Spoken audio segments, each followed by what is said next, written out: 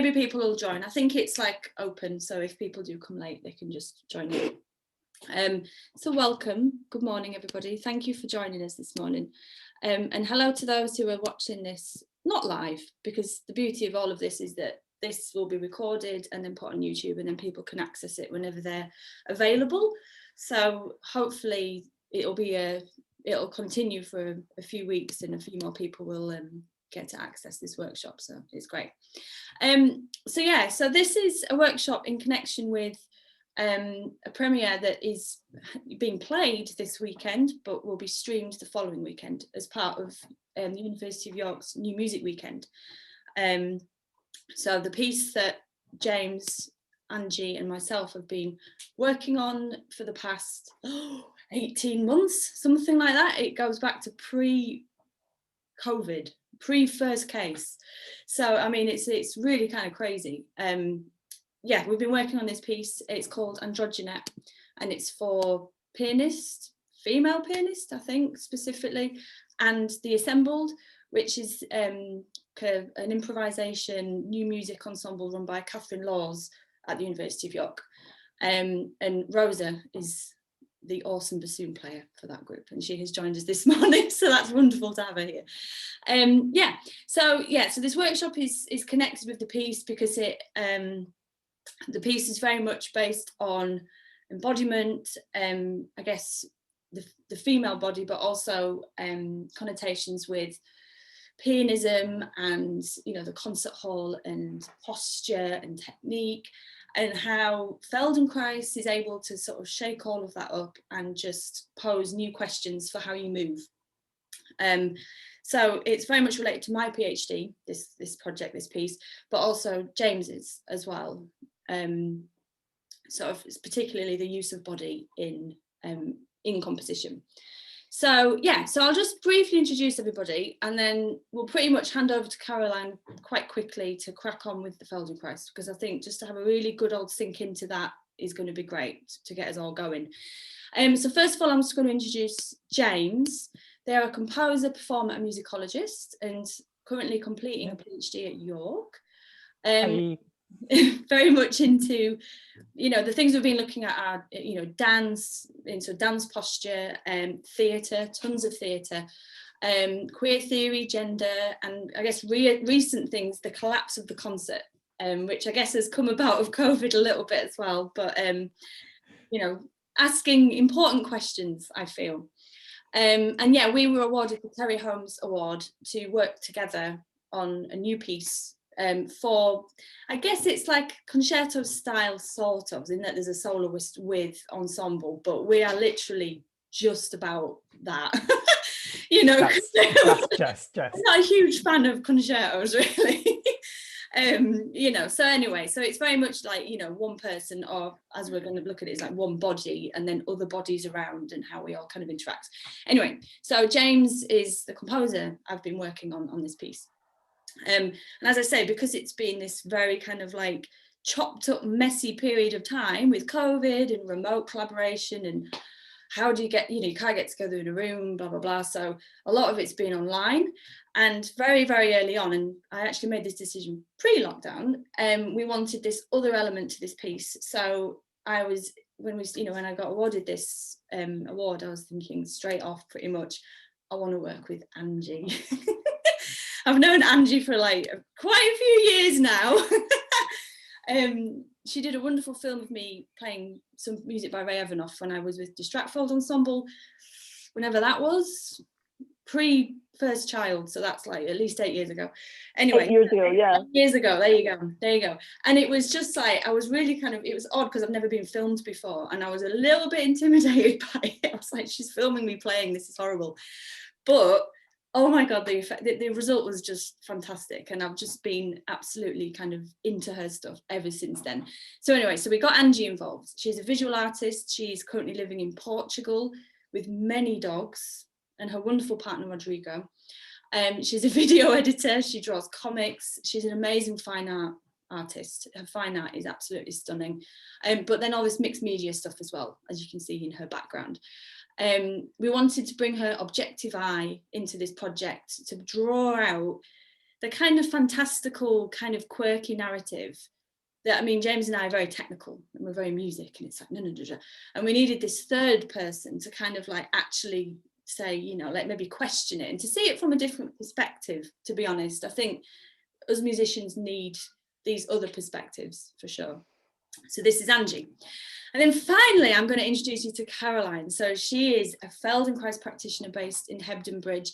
I have known Caroline longer than I've known Angie. So I actually first came across Feldenkrais in Darmstadt in 2008, where I met Marcus. And I was like, what is this? What is this Feldenkrais? I've never heard of it.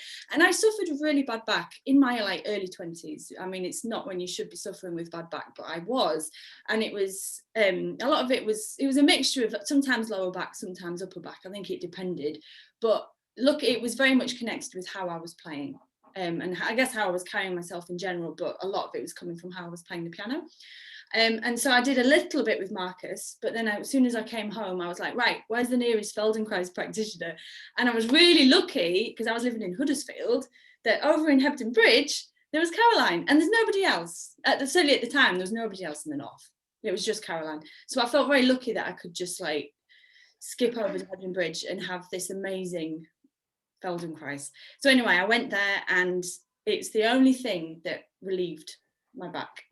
I walked out of that first session, and it was as if somebody was like carrying me a little bit. I just felt like I had space, or I had air, and I could just sort of bounce down the street a little bit more. And I was like, and it was like magic. For me, it was like magic. So ever since then, which is a long time now, I've just had this interest in technique, body, you know, and how obviously now how this kind of like affects how I play, what sound that makes, what impression it gives to an audience, and how the three kind of all mesh together. So I will now hand over to Caroline to sort of carry on and explain Feldenkrais in a bit more detail, and way better than I could. Great, Kate. That is so nice, and great, Marcus, that you're here. And I've never heard that connection before. So thank you for introducing Kate to the method, and that we're all here now. Isn't the world a wonderful place? And I really, I do think it's interesting how we get to the work. And, you know, I came through my dance training. So I trained as a dancer in a very traditional dance training, contemporary, but I did ballet and contemporary. And then after my training, I went to this guy, Scott Clark's classes, and we lay on the floor and did what I felt were these weird movements. I was like, what on earth is this all about? Lying on the floor with my eyes closed. My training was very much about being upright, seeing myself in a mirror, copying someone else. And this guy was asking me to lie down, close my eyes, and sense myself, which was really completely different to what I was used to. But what was interesting was I stood up and I felt myself moving in a way that I had never experienced. And this kept me going back. I was like, so even though I'm really skeptical about this way of moving, there's something here that's really juicy. I have to say at the same time, I was having a lot of Alexander lessons. So there was a kind of competition here because I knew that I wanted to explore this more somatic, you know, this way of really sensing myself. So Alexander really did almost take me into the training, but it was having some individual lessons. And that's what Kate was talking about when she came to see me in Hebden Bridge. I did the hands-on work with her. And it was that experience that made me go, oh, hang on. There's a way that I can be with myself, not only in my moving, but just I felt better. I felt more at ease in my own skin. So this is what really kept me going back, and which led to me going on to do the training. So describing what it is, often people say, Felden what? And one of my teachers, Larry Goldfarb, has written a great article which is about that, Felden what.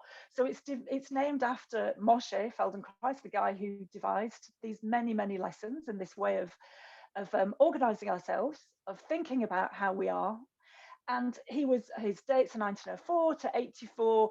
He was a scientist, essentially. He was an engineer and a physicist. He was interested in systems. So looking at the whole stuff of what's going on and how parts are connected, just as they are in architecture, in buildings, how we organize, and how we can relate that to ourselves, our own systems. Because often we get a painful shoulder and we go, oh, it's all about the shoulder. So we put all our attention and our efforts here. And I think, I know in the UK, our medical system has predominantly worked like that. You go and see the knee specialist or the shoulder specialist, but there isn't someone who joins up the different aspects. And what Feldenkrais was doing was going, let's look at the whole system. He was also a black belt in judo. So his martial arts training really played a big part in looking at movement and how to be ready to move in any direction, you know. So he used that. His wife was also a pediatrician. So he was interested in, you know, we as infants, as children, we figure out how to get from being on the floor to being upright within like a year, mainly, not for everyone, but mainly. And we don't teach kids, we don't say, okay, today you're going to learn to roll over. They learn through this lovely exploration, through trial and error. So he really looked at that and was using this. So there's an element to that in the explorations. So that's kind of a real kind of zip around, you know, there's lots that you can look at online, but really it's about movement re-education, which is stimulating your brain to open up new pathways, new ways of moving, because we get really stuck in our habits, in our ways of doing things. And what the work does is helps us to slow down and really have an opportunity, first of all, to notice what are these things that I do habitually that I kind of don't see anymore, and then are there other ways that I can feed in that can also support me. And it really, you know, in terms of this idea of us getting older and more decrepit, the work really kind of throws that in the bin in a way and says, actually, we keep on learning or we have this potential to keep learning until the day we die.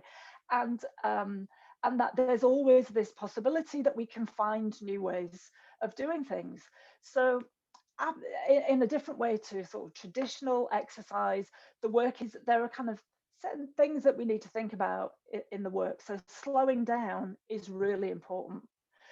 And I'm kind of interesting, I feel like I'm speeding up as I'm talking, but you know, how can you go a bit slower so that you can pay attention to those things that you do? And I know when I first came to the lessons, this was a really, you know, no one had ever said, go slower. It had always been about pushing, going a bit faster. So slowing down is imperative to this learning process. Working with your comfort. Again, not pushing to the boundaries of where you feel like, oh, am I stretching? Am I pushing? Oh, there's a place that feels uncomfortable. Can you rein in the movement to just work in that easy range so that it feels nice, that there's a nice quality? These are important things. And it's very much about kind of establishing our relationship in gravity. So really recognizing that the floor is our friend, whether you're lying on it or standing on it or sitting on it, and using that relationship with gravity, a bit like as children, as our kind of lifelong apprenticeship that we can keep coming back to the floor and keep learning. So really, and it's a constant flux in a way that we don't ever get there, is my experience. I'm sure, Marcus, you know that also, that thing of like, we just keep on learning. And it's why I love doing the work, because I have to keep doing the lessons in order to keep working with people, which is great. And that this, you know, I came to it through movement, but actually over time, I'm really loving that this is really not just about our moving, it's about how we think and how we feel, how we interact with other people. So the movement is the way in, because Moshe Feldenkrais, he said, you know, movement is the tangible thing. You know, I can put my arm here and I move it one way and the other, and it's a way in, but it really connects with all these complex ways that we are as human beings in the world. So, and just to say that Moshe, he worked with lots of different people. He worked with kids with disabilities, with cerebral palsy. He worked with older people, a lot with dancers and musicians, and he worked with Yehudi Menuhin. And there's this story of him working with him on the rollers, kind of standing on the rollers, playing his violin, and that after he got off the rollers, Marcus, you might know this better than me, but that he just played in a way that he had never played before. And he said about the work, he said, the exercises that Moshe Feldenkrais has devised, they're ingenious and yet so simple. And I think there is something of that, this complexity. And yet when you pare it down, just make it simple, just come back to the essence of who we are, which it's an interesting thing. So let's just think about beginning doing something now. So you need your chair, you need to kick off your shoes, so a flat bottomed chair if you can, and you might need a cushion for later. Yeah, so just, or something that you can, yeah, rest on your lap. So come and sit towards the front edge of your chair. And just to say that as we're working today, you each come with your own situation. You may have injuries, you may have stuff that you're taking care of for yourself. But I really encourage you to listen to that, to be mindful of that, to not push through things that are going on for you. And can I really encourage you to move in a small range, which may be unusual for you, or this may be familiar, but today, right now, as I invite you to move, just think of doing less and see what happens. Great, so just feel where your feet are on the floor. If you can sit without your back against the backrest, without kind of leaning on anything, and notice, where do you put your arms? Do your hands rest on your thighs right now? Do they dangle either side of your thighs? And I guess the only way of knowing what's comfortable is to try some different places. Or if you've got arms on your chair, you could put your hands to rest there. So where is comfortable? Do you turn your palms down or up? Great. And imagine that you're looking out as if to see someone at your horizon. I know the screen is probably in front of you, so you may feel that you want to look down at the screen, but can I invite you just to look out as if looking at someone who is sat opposite you? Nice. And just feel, how are you organized this morning to sit here? Do you feel comfortable? Are you holding your breath? Can you sit here and feel the breath coming and going? And then if I was to ask you to make yourself a little bit taller, what would you do right now? How would you do that? Can you do that without holding your breath? And how about making yourself a little bit smaller? What happens then with your breathing? Does anything change with the weight distribution on your pelvis or on your feet? And then just oscillate between the two. Play with making yourself a little bit taller, a little bit smaller. Yeah, this is nice. And I see some of you are moving with your eyes closed. Maybe this helps for you to go in. But if you're comfortable with your eyes, go with what is, yeah, feels right. And just notice, as I'm asking the questions, do you furrow your brow? Yeah, do you frown a bit? Or can you be with the moving and just let your face be soft? See if a very small smile helps. You might not feel like smiling today, but does the beginning of a smile help you with this little movement? Okay, good. And then just come back home, wherever that is. Yeah, if you need to lean back in the chair, or another way to rest could be to lean on your elbows. You know, there are lots of different, yeah, ways that we can rest. Good. Come to the front edge of your chair again. Feel your feet. Open your eyes for a moment, please. Just look out to your horizon and just turn and look at your space. So you can turn and look over one shoulder. So really just see your space, maybe as if for the first time, kind of checking out, oh, there's the wall, oh, there's my diary, or there's the skirting board, or oh, there's the picture on the wall. So just have a little look around. And can you do this without holding your breath? Where can you look to comfortably, easily? Is looking over one shoulder kind of more available for you than the other shoulder?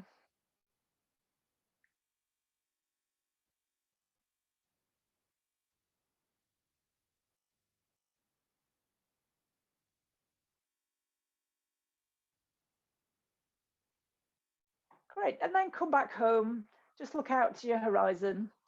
And have a little wibble on your sitting bones. I often use these technical terms, wibbling on your sitting bones, kind of shifting about a bit. How do you feel your base of support today?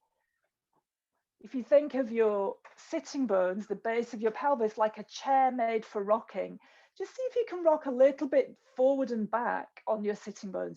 If you need to put your hands down there to kind of feel your sitting bones, your fingers, you can do that. It can be a bit squishy, can't it? If you've got a hard chair, your fingers might get squished a bit. But so what's it like to rock just backwards a little bit and forwards a bit on your sitting bones?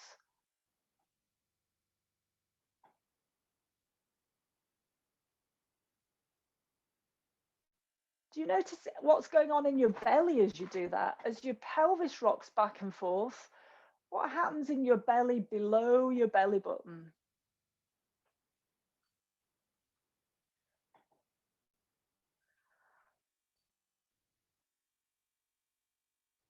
Good. And then if you need another little rest, a little pause, you can do. That could be a moving rest. You know, you can always get up and have a little walk to rest. That could be an option. Or loll back, take a sip of tea. It's a good reminder. Nice to see you outside doing the lesson. We can do all these things now. We have all these choices. It's great. Okay, put your hands on your lower belly. So find your lower belly kind of below your belly button. Just find your lower belly. And maybe your fingers, your little fingers are somewhere down towards your pubic bone. That's really the base of your pelvis. And begin to pull your belly in as you rock your pelvis back a little bit. And then come back home. So very soft. Just notice, do you do anything extra with your mouth as you do that? So very, very soft, not so serious. That's it. So just begin to feel this relationship between your belly pulling in and how you roll on those sitting bones. Just check that your shoulders are easy, maybe flap your elbows about a bit, that you're not fixing your elbows. Okay, how about going the other way? So could you push your belly out a little bit, protrude your belly softly into your hands? That's nice. And then what do you do as you come back home? So let your lower belly, like a balloon on the inside, just softly expanding into your hands. And you know, it might feel a bit different on one side to the other. Your belly on the right side might feel to push a little bit more than on the left. So just observe that in yourself. And just check that your jaw is easy and that your breathing can be free. Good. And then alternate once your belly protrudes a little bit, once your belly draws in a little bit. Nice and soft. And you might feel your knees, your legs moving a little bit with this rocking of your pelvis. What do you feel is happening in your back?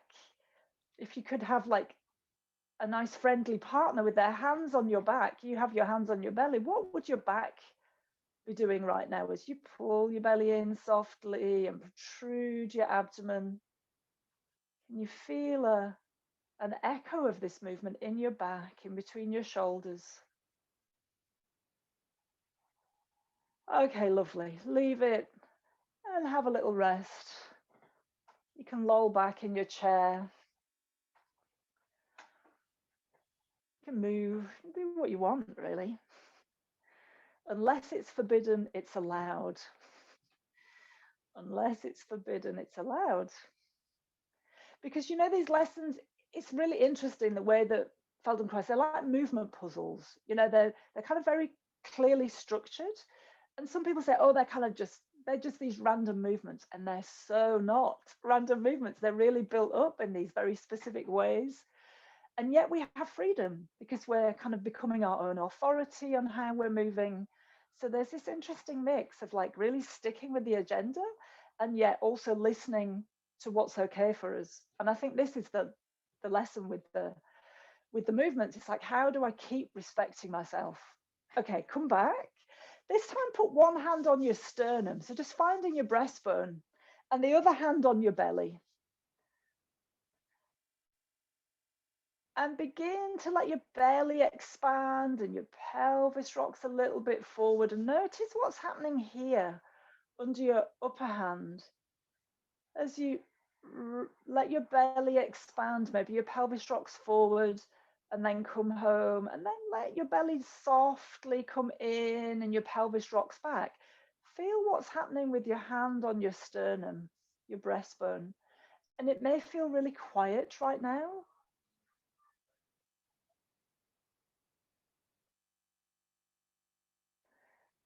Could you imagine, as your belly expands, as you rock forward, could you imagine this hand, your sternum hand, kind of raises a tiny bit towards the ceiling?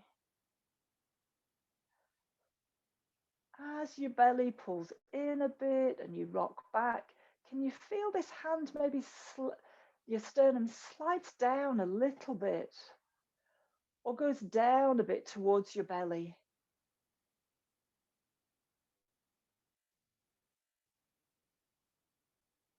So just play with this.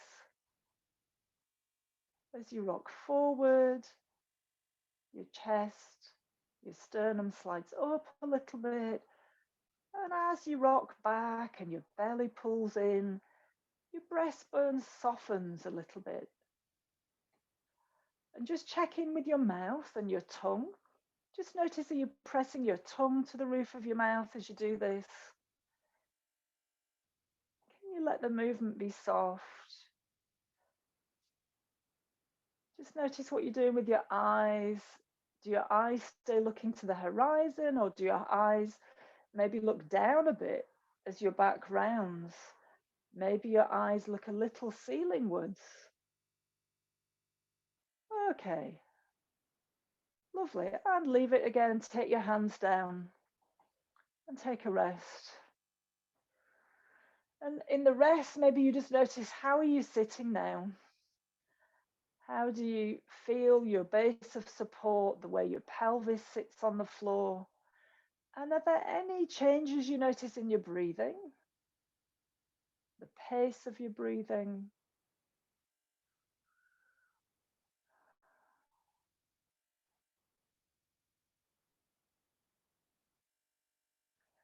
This time, have your eyes open and look out to the horizon.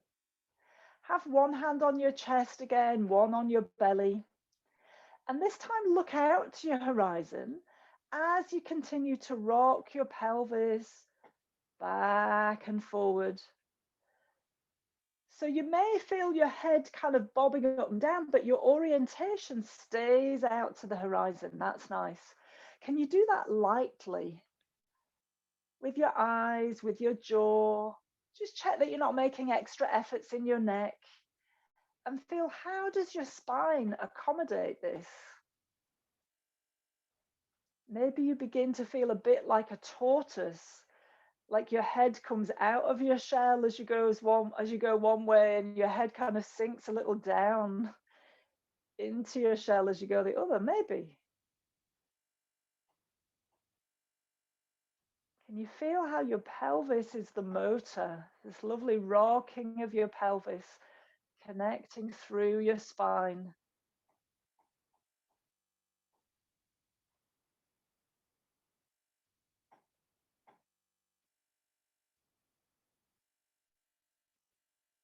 Next time you round your back, you rock back on your sitting bones, can you stay here?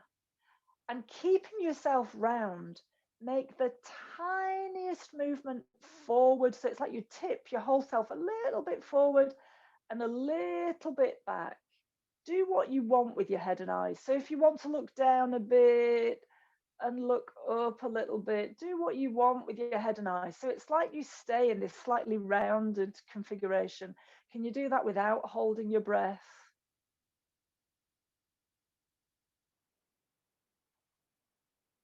Lovely. Whew. And then let that go. And just feel, where do you come to when you're not staying in this rounded place? Just pause.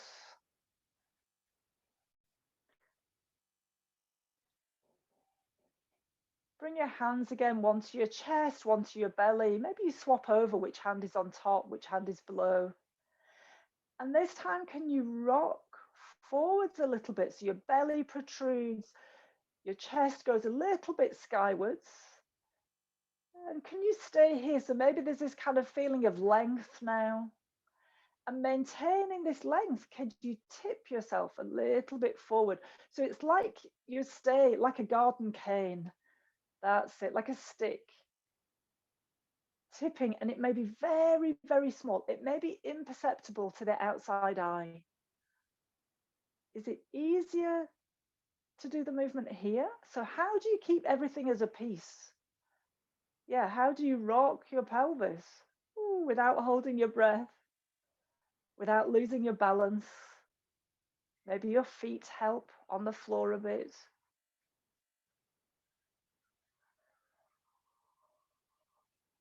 Okay, good. And leave it. Oh, maybe nice just to have a little wibble around a bit when you're not having to hold yourself in these places. What opens up for you?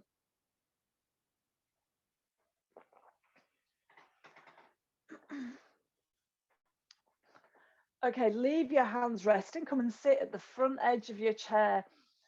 And just come back to making yourself a little bit smaller and a little bit taller. And notice, how do you do that now? Can you feel your sitting bones on the base of your chair? Is there any liveliness through your legs and into your feet? How do your arms rest now? What's happening with your breathing? So get your cushion, if you have a cushion, and maybe put it on your thighs.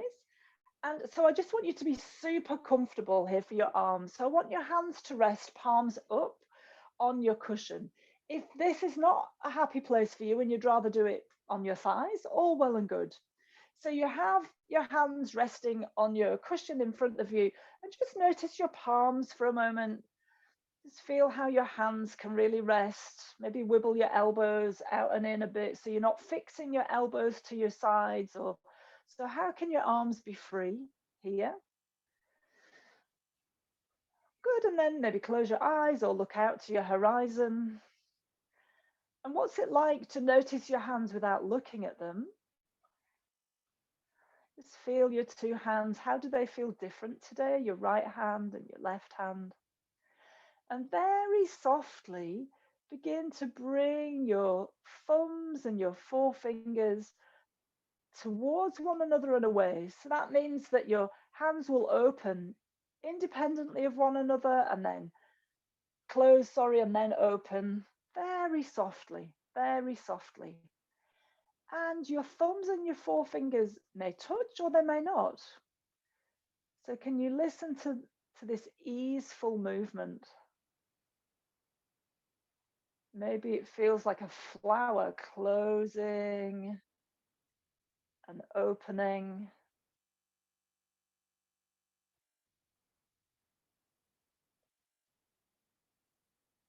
And is it possible for both hands to move together? What's the timing like for you? Does one hand want to lead, the other follow? And pay attention to your breathing. Do you find that your breathing begins to coordinate with this movement in any way? And maybe already that is quite a lot to notice. So your hands softly closing and opening, and your breathing.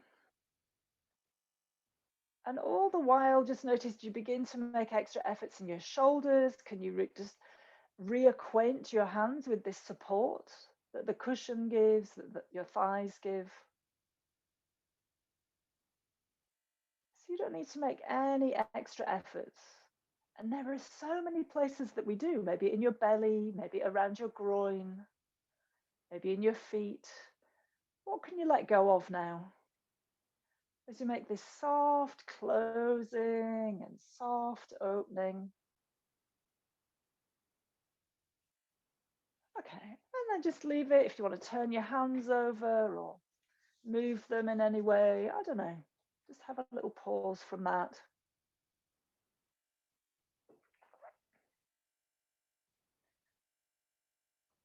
So let's play with the breathing as your hands are closing and opening. So I wonder, would it be possible to exhale as your fingers and thumbs come towards one another as your hands close? And then can you inhale as your hands lightly open? So just kind of try this out for size. Just see, is it possible to exhale as your hands close? And can you inhale as your hands lightly open?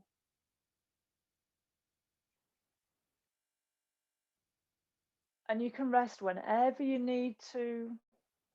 So there's some negotiation here, isn't there, of the timing. So does this mean that you speed up the movement of your hands to fit in with your breathing, or vice versa?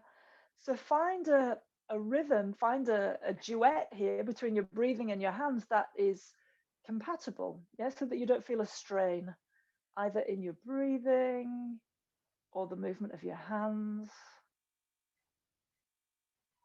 And just check out some of those familiar places. Where's your tongue right now? Is there any space between your upper and lower teeth?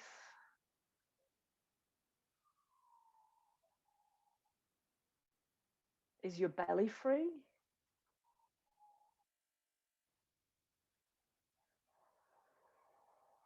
Are you frowning in any way? Do you feel a bit stern, a bit earnest? Could you have very light, could there be a lightness? Could there be more lightness? Okay, have a little pause, have a rest. I was really shocked the first time I went to a lesson and this guy kept saying rest. I was like, what do you mean? We're lying on the floor, we don't need to rest. And the more I got into it, the more I yawned. It was like, gosh, these layers of resting. Yeah, it's been an absolute delight, I have to say, and a lifesaver. And I mean that really, literally, this learning to rest. Okay, so let's go a little bit further. So come back to your hands, the palms of your hands on the cushion. Just find the opening and the closing, and find, if you can, this movement of your breathing. Exhaling as your hands close and inhaling as your hands open. And could you begin to rock your pelvis so that you get a little bit smaller, and rock your pelvis so you get a little bit taller? And just notice, as soon as I invite that, what do you do? Can you be curious to see what comes?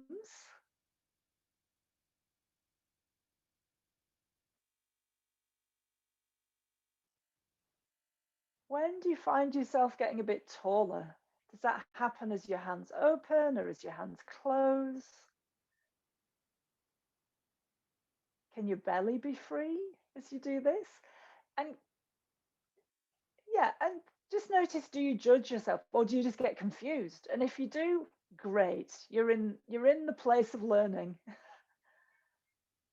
That's it. So let's not judge ourselves. Let's go, oh, the quality's changed. Oh, I'm holding my breath. Do I have another option? That's nice. And just clock for a moment. What are you doing? Are you rounding your back as your hands come together, getting smaller? Are you getting longer as your hands open? Just notice, what are you doing?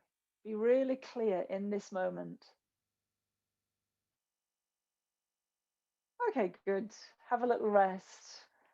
You could have a little walk on your chair. A little sitting bone walk can be helpful.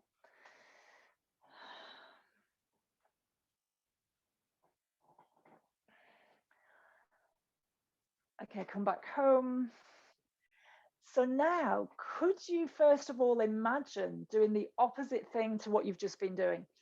So if you've been getting smaller and closing your hands, could you imagine getting taller as you close your hands, or vice versa? So just play with this kind of weird non-habitual coordination for yourself. Yeah, and maybe you smile. Maybe smiling and laughing at yourself is the first thing, because you imagine it and go, oh, how do I do that? So this is great. This is something you can play with later. And this is a great place to be. The smiling is a good place, because I know what I used to do was I was cross with the teacher. I'd go, why is he asking me to do these stupid things? Because they're not possible. I was like a toddler stamping my feet. I still get like that sometimes. So when I get out of the way of myself, I go, oh, it's one of those moments again. It's an opportunity for learning, because this is not what I usually do. It's not what I usually do. So just try it out. Be light with yourself.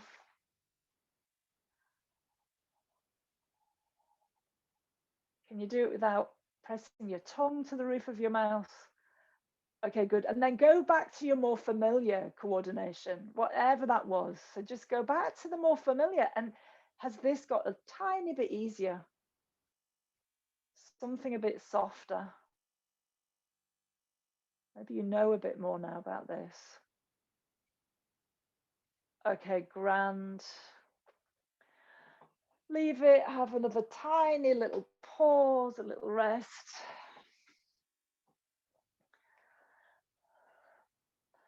Okay, leave your cushion, maybe put your cushion to the floor. Just come back to where you started, either with your arms dangling or your hands resting on your thighs. Notice how you're sitting now. Make yourself a little bit smaller, whatever that is for you. Make yourself a little bit taller. And can you include a bit more of yourself? What's happening with your breathing, with the contact of your pelvis against the floor? Can you sense your belly? What's going on with your breastbone? And then pause in the middle, the home position, and take a look around your space one more time. So just have a little look around. Look wherever you like. Has the places that are easy to see, has that changed in any way? And how do you use all of yourself? Can you feel your weight on your sitting bones? And if you were to be a bit rebellious and actually just do whatever you'd like to do, but still stay more or less on your chair, what would you like to do right now? Do you want to use your arms? Do you want to move about a bit more? Yeah, do whatever you would like to do. Great.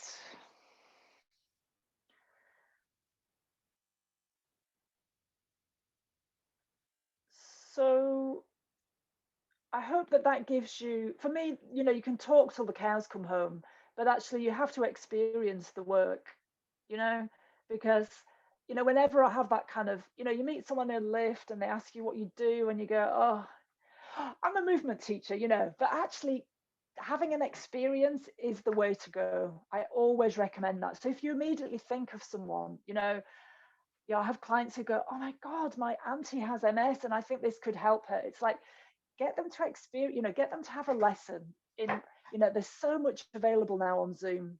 It's just a wonder. It's been great, I think, for our work, really, because it just opens up what's possible. But what I'm interested in now, I know, Kate, we were going to do this later, but I think while it's fresh, I think it's really super interesting to hear any responses, questions, or your own observations. Either unmute yourself or chat, yeah, however you want to do it. There's not many of us, so I don't think we're going to. Yeah, it's great. Yeah.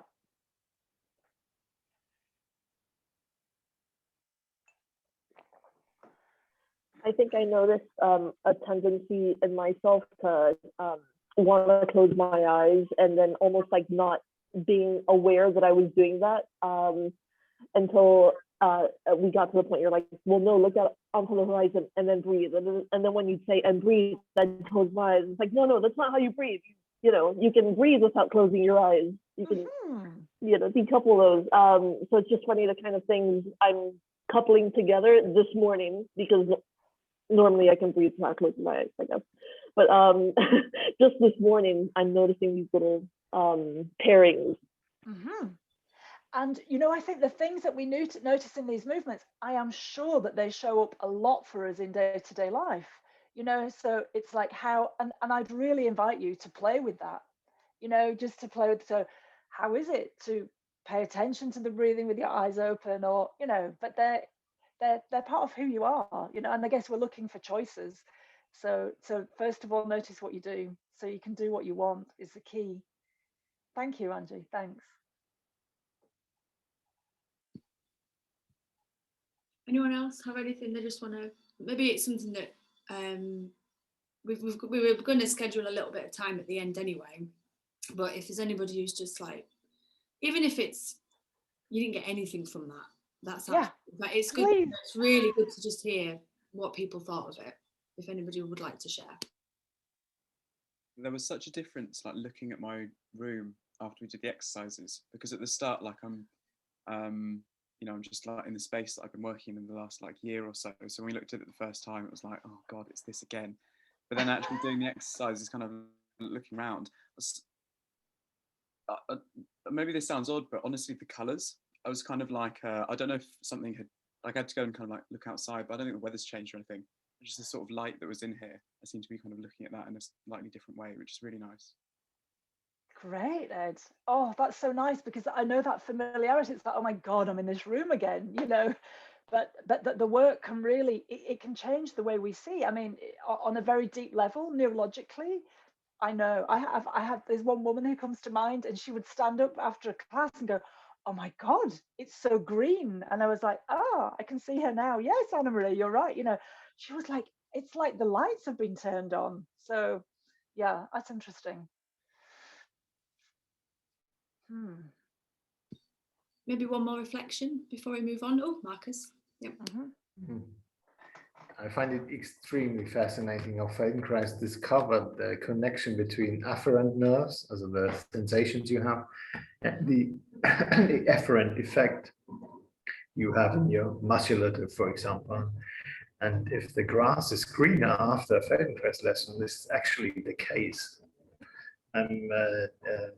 I don't know whether you're familiar with this guy, Noé. No. And I think it's a must read as well. This guy is so amazing, and he is actually been concentrating his focus on the sensation of color for the eyes and what the eyes do.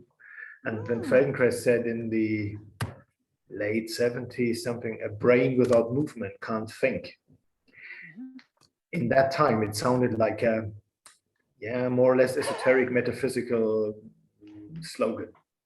And it's actually a brain without movement. If you have a really movement-less body, you can't think.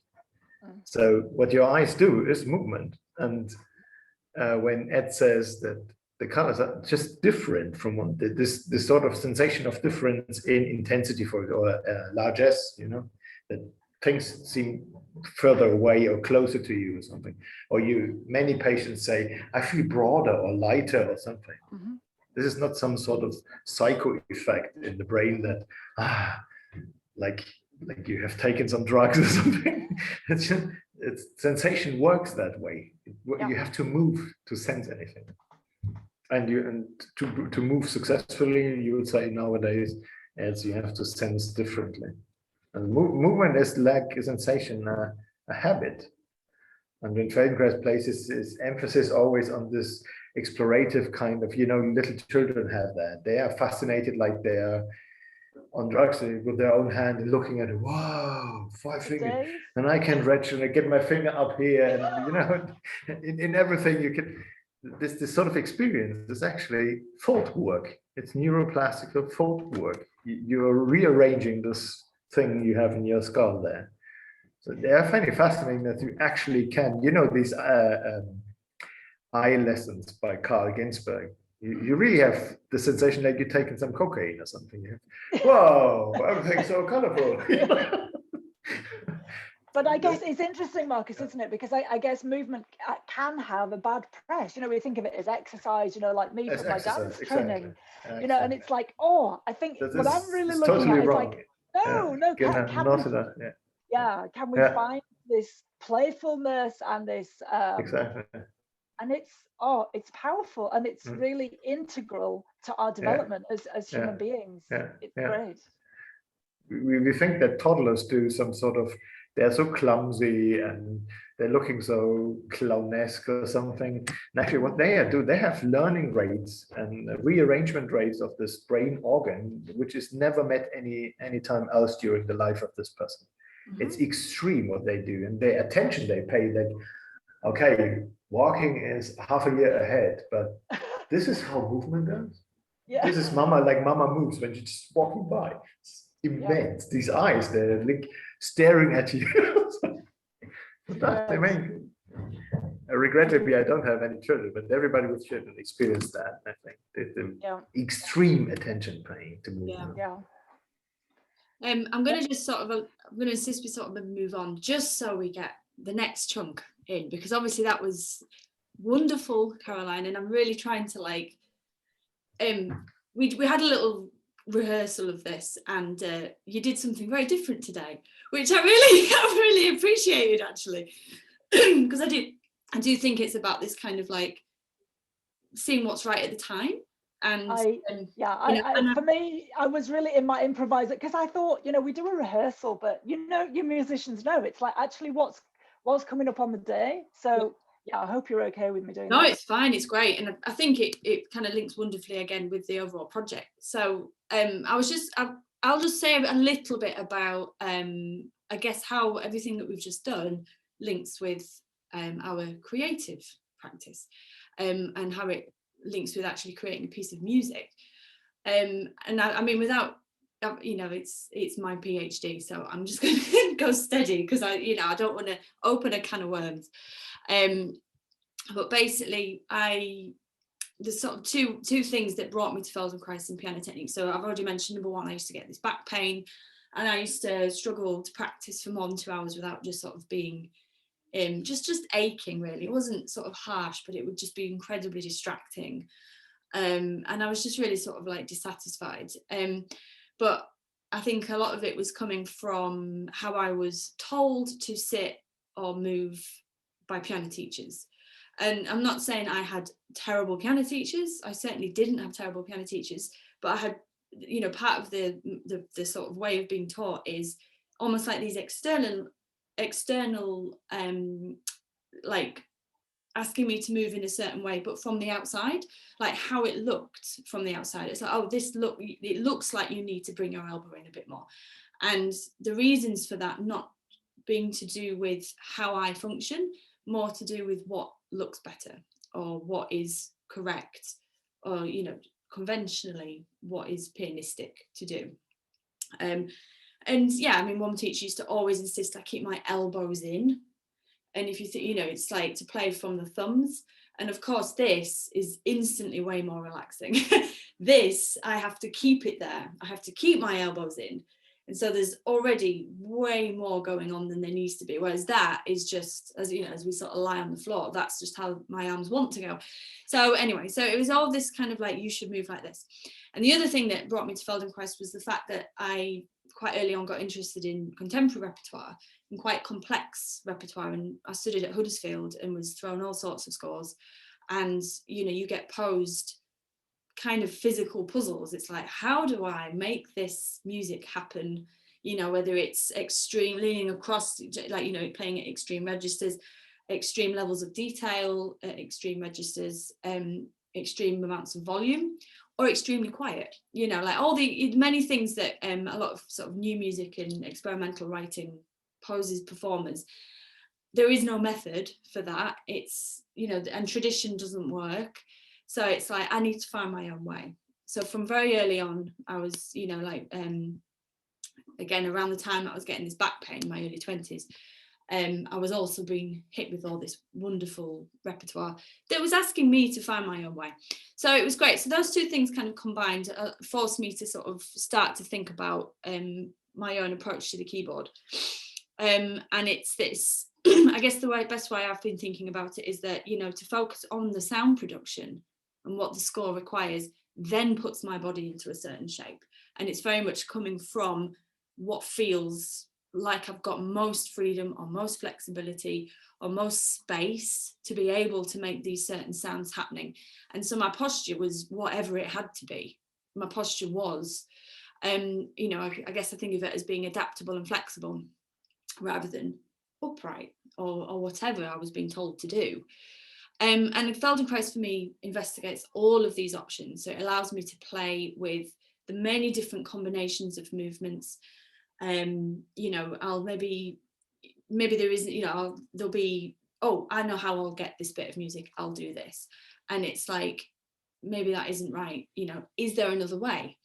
And I think that's, again, the main thing. It's like, there isn't just one way. There are many ways that I could try this. And it might be to shift my head a little bit or to shift my position on my stool a little bit. But I guess the main sort of things that I've had to work on are my sitting and, you know, how the pelvis contacts the piano stool. Trying to find this, as Karen was saying, like using gravity. So allowing the body just to sit in gravity, to allow it to, it doesn't need holding up. It will just be up. That's how it's designed. And I think my back problem was coming from holding myself up all the time, because I was always told to sort of imagine, you know, lift my head, which is a bit more Alexander technique, I guess, in that it's about sort of like, you know, from the head upwards, lifting up there. But for me, all my back just suddenly was being used way too much, and then it would ache, and then it would start to become like a problem whenever I sat at the keyboard.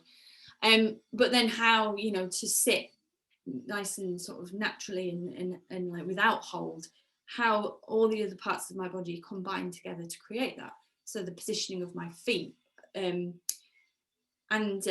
you know, that working up to the stool and then also into the shoulders. And then of course this ultimately affects how my fingers actually play the keys. We talk about alignment a lot, and you know, Caroline and I have done quite a lot of work on shoulders and things. And we always say, you know, where do my arms begin? And I think, you know, it's connecting right back to the collarbones, which then sort of connects to the shoulder blades at the back, and then of course that's connecting with how I'm sitting. So everything is completely connected together, and the way that a key is able to go down, you know, you can literally connect it to how my foot's on the floor. So that's kind of like in a turn. So that was, you know, the beginnings of it, and it was to get rid of pain so I could move with freedom. But actually now, and this is where Androgynette comes in, it's how I can use all of this in an expressive capacity. So the piece Androgynette is, there's quite a few parts to it, and of course there's a huge online part to it as well, because we've been collaborating in lockdown. A lot of this is online as well, so it's not just this one concert. There's going to be tons of stuff. There's a whole section on James's website, and we're going to be sharing links and things, and it'll just start to be drip fed over the next week or so, all these extra bits. But yeah, so it's about exploring the gaps in between, say, two attacks on the piano, and like, you know, what that movement is, what it means, how I sort of imagine my own body. You know, we sit there and we're having to sort of be aware of different parts of our body. What does that look like? Angie's been taking these things and extrapolating them and making, you know, separate pieces with that. But yeah, I think the score itself, the bit that I play anyway, is it's not minimal in terms of like, it's not you know, sparse score. It's, you know, there's plenty in there, but a lot of it is left for me to fill the gaps, which I really appreciate because I love to fill the gaps. And you know, but it's I've not said this to James yet, but I was thinking about what other pianists would do with it, because of it, you know, I know what I'd do with it. Like, I know what I'd do with a paired slur, but what would someone else do with it? And like, what's in between those things? And like, you know, how does my hand trail up to the right position? And what does that mean for, so for me, I've opened up all these other possibilities that links with maybe dance and theatre as well. And it's just an exploration of all of that. But for sure, it's the Feldenkrais that sort of allowed me to even consider doing something like that in the first place. And it being very kind of instinctive to how I move as a person. So what I'm going to do is I'm going to shush and I'm going to pass over to James. You should be able to share like that, James. It should obviously. Yeah. Sorry, I can't speak and press buttons at the same time, but here we go. That you've just got seeing a black screen for me right now, right? Excellent. Okay, so yeah, I'm not going to go over the entirety of my PhD either, because that would, and I haven't written it all yet, so that's not good either.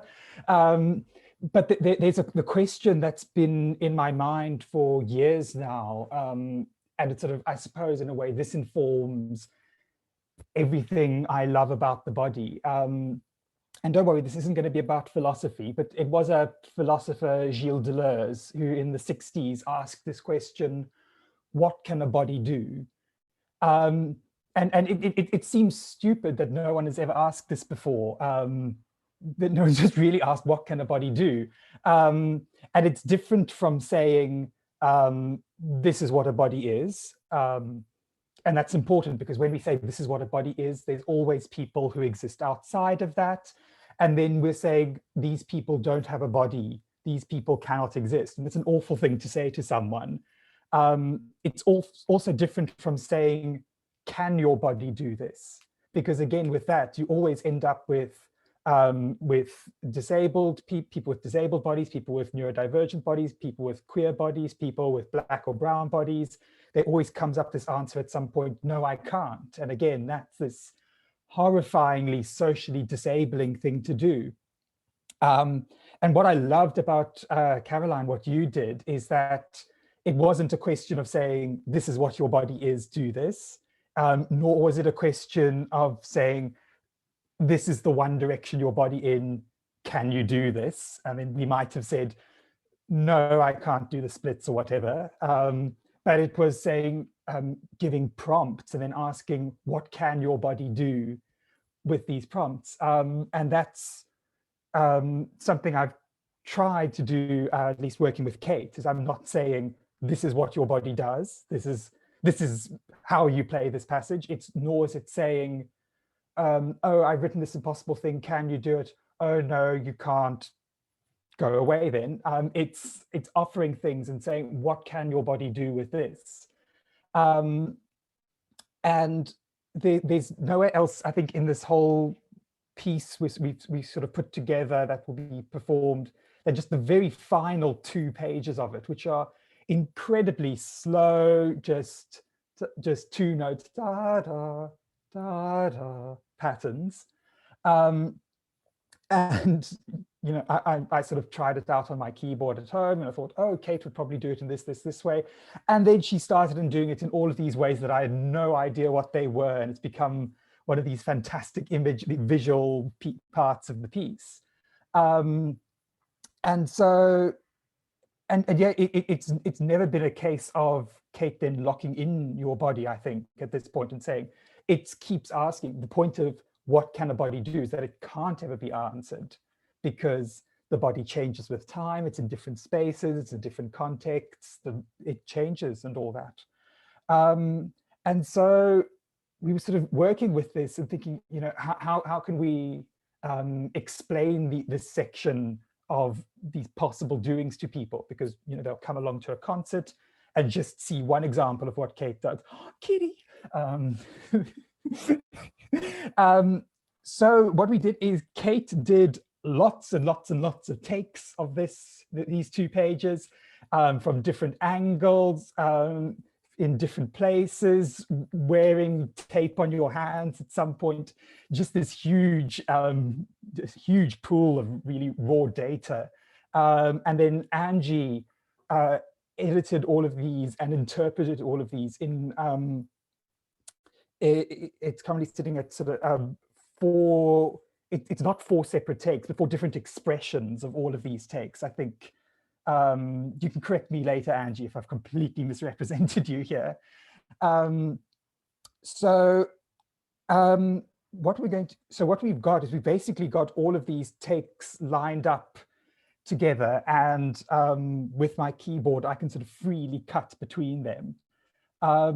So I think what we'll do is we'll go through them all at once, and I'll sort of cut between them, and then we'll start to try and get you involved, and you get telling me what to do and how to make it. And hopefully what will happen is each time we will have a completely different expression of what Kate can do, and we'll have an expression of what Kate can do that's never been seen before, that's made in turn with other people. So this is still, it's not even in alpha phase of development. This is still in proof of concept phase. So things will probably crash. My internet is terrible, so there's going to be tremendous lag, but that's all fine. We don't mind. I don't, maybe you mind. I've made my peace with it at this point. So these are different takes on the last 2 pages of this piece.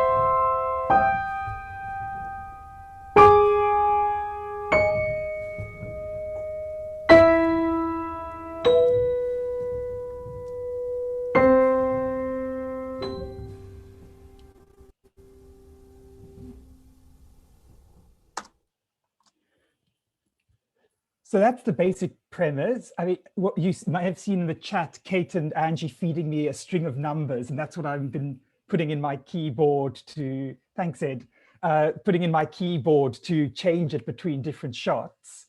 And I was doing my own little bit in there too. But I think maybe if we can open that up to everyone and try this again, and if everyone can get on their chat and just feed me loads of numbers between 1 and 4, and I'll try and keep up as best as I can and try and do all this. It would be so much easier if this was actually an app or something. If anyone here is a good coder and wants to help put this together into an app or something, that would be wonderful. But for now, let's try it over Zoom chat, and just feel free whenever you want, just feed me a number between 1 and 4. And we're going to have the same ingredients, the same 2 pages of very sparse sheet music, but a completely different possibility of what Kate's body is doing and what all our bodies as well over Zoom, me at the keyboard, are doing in these wonderful intersubjective relationships. So let's try this again. We may get 1 or 2 more, maybe just 1 more of these in, but let's have a try.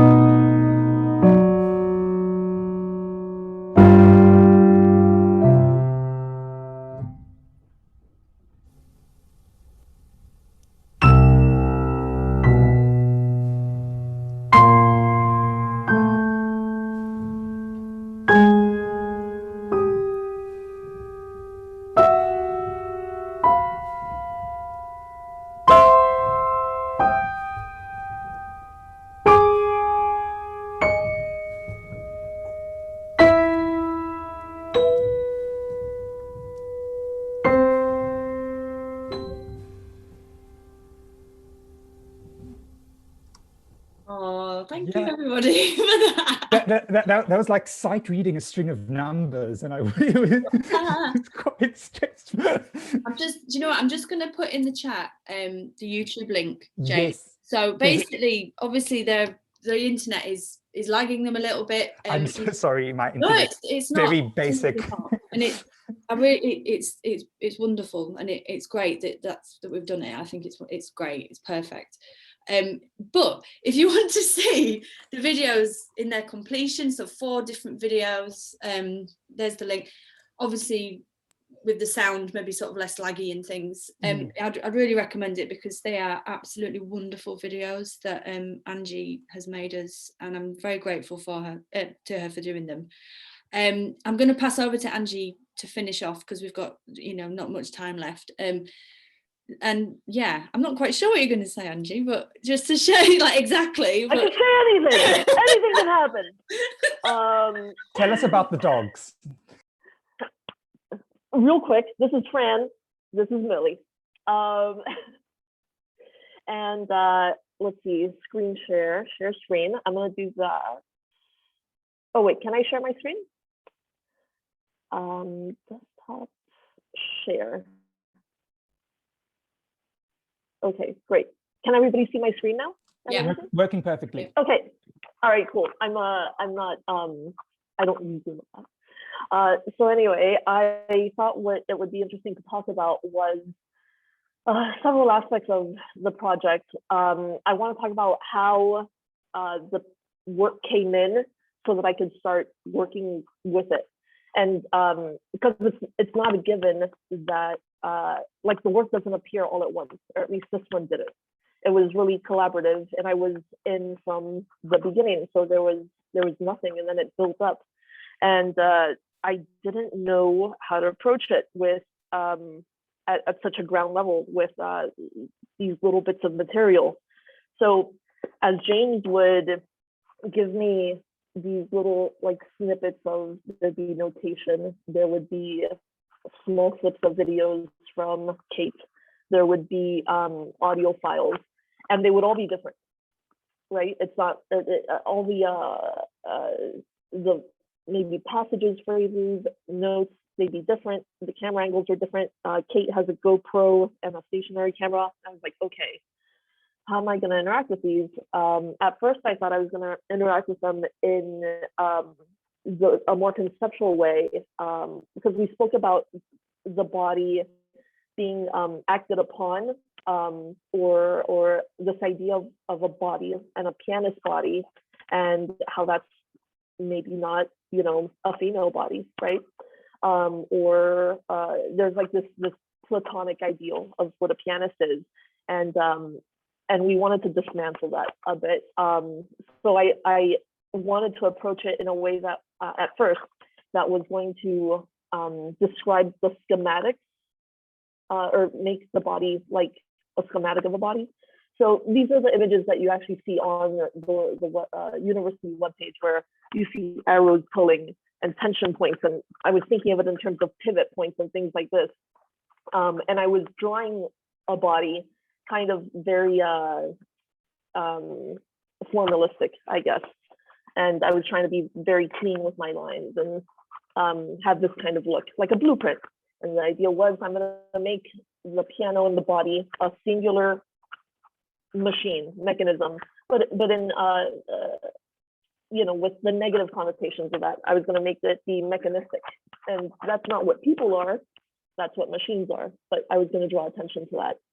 But then as the piece came in more and COVID hit, and death started occurring around us, I had a personal death happen, and then there's so much death. I wanted to get away from, in a very real way, I felt this like immensely. I wanted to get away from the idea that I wanted to show anybody or anything in this way. And I did not want to, even in the videos that I was messing with, I didn't want to manipulate Kate's body in any way, because I can, by moving the video, I can make her move. And that's very impersonal. And if I'm quite honest, a little like, I don't know, it's a little, not disrespectful, but what's the word? It's I don't know. There's a distance. Like, she's not a person there either, right? So I thought, okay, let me try to approach this a different way. I'm gonna drop the schematic thing. It's a good base. It's a good philosophical base. I understand the context. I understand modernism, this kind of music. And by modernism, I don't mean the music or art. I mean like what is expected of us, like the modern world. So I started making, when I want to be able to think about things, I draw about them. So these are drawings for myself, and I'm sharing them with you. This is the first time I think anybody sees them other than has seen them other than Kate and James. So this helped me think about what to do. And I'll continue reading, not reading, you can read while I speak. These help me with what to do. So you might see some of my maybe frustration, or just, you know, it's me thinking out loud on paper. And I thought, okay, so this is Kate and Kate's body as it interacts with the work. And I'm receiving the music in pieces, and Kate has to move her body to play these pieces. And so everything, I started seeing everything in terms of like pieces and body parts, and the body parts arrived. So it was kind of like this, the work was a dismembered body that was arriving, and Kate had to remember it. And I'm like, oh man, so that's what she's doing at any concert. She remembers these different parts as she performs this work. So that's one aspect of it. Another interesting aspect, I think, is that I have not seen Kate in such a long time, and everything I do now is through this screen. So I haven't seen a piano in a long time, and so I wanted to like kind of confuse, or like not confuse, what is it? Accept the computer as an extension of a person.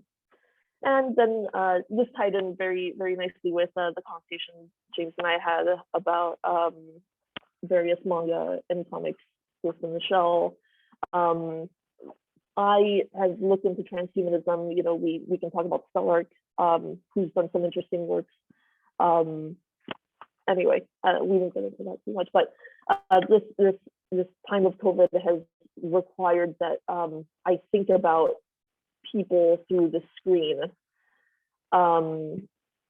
And so I had to understand or think about, well, okay, so am I interacting? I'm not interacting with a person in the flesh, so what can I do? I can do data moshing, and data moshing incorporates like kind of this like this view of technology so that I can get in there and kind of push around the bits a bit more. It's like an organic, a more organic way to interface with digital bits, I guess, and in an unexpected way. Caroline, I really appreciated what you said. Anything that's not disallowed is allowed, or anything that's prohibited is allowed. That totally rings true. That's kind of like foundational to data moshing, and I try to always keep that in mind as well, because we think we have to do certain things. And this all ties together. Kate, you said you had to keep your elbows in. Well, maybe it feels better not to, and maybe the music is better. Maybe your life is better without having to do something someone else tells you to do. You know, so this one's just tongue in cheek. I find it really cute. This is what James and Kate look like when they talk to each other when I'm not there. So obviously they're just two computers talking to each other, right? So anyway, after I got through that phase and talking to myself, I was like, okay, so there's something in the organicness. I don't want to make it a schematic. And so I started working with materials that were more fragile, and the drawings became smaller so that my own very small movements could influence the drawing, so they wouldn't look so clean. The smaller you go, the more difficult things are to control or to show detail is cleanly. Like the illusion is gone. Mistakes are blown up when you start working smaller, if that makes sense. So, and I worked with charcoal, which is very crumbly and let's just call it imprecise. It's not a dead line. Like there's various textures and shades and things like this, and Conte stick, which would break as well, and the point would dull very quickly. So I started making these drawings based on the idea of Kate interacting with the piano, because at this point, I didn't want to do things to Kate or make a commentary on what Kate was doing or Kate's context in the world of music and tradition. I wanted to look at what Kate was doing, and it was all driven by Kate at this point. I was like, no, everything's going to be driven. So I was looking at the video she'd send in, and just think about her hands and just different body parts as they arrived as well. So that's kind of what these are. I started making these associations between different parts and perhaps what they could mean in the piano. After a while, I lost interest in the piano parts, although they still make some appearances. Yes, I'll just cycle through some of these. Actually, this one reminds me of what we did earlier with the rocking on my pelvis. So many of these things are connected, you know, without me ever having gone through one of these sessions before. It's insane. So off of these, and there were other drawings as well, like we tried to kind of come up with an idea for what a concert could be. And I started drawing perhaps some more like absurdist, surrealist things, just, you know, as you draw, ideas happen. Someone said movement causes thinking. I think that's true. So this is the way I think. And in drawings. I don't know if you can tell as well, but in that one there's a reflection, and so I wanted to get a bit of this one in the video that was made. Maybe in seeing it just once or twice you can't tell, but a big part of one of the videos is the hands reflecting on the backside of the piano without a player, which I think is quite eerie and kind of funny. So I thought I would put that in the video.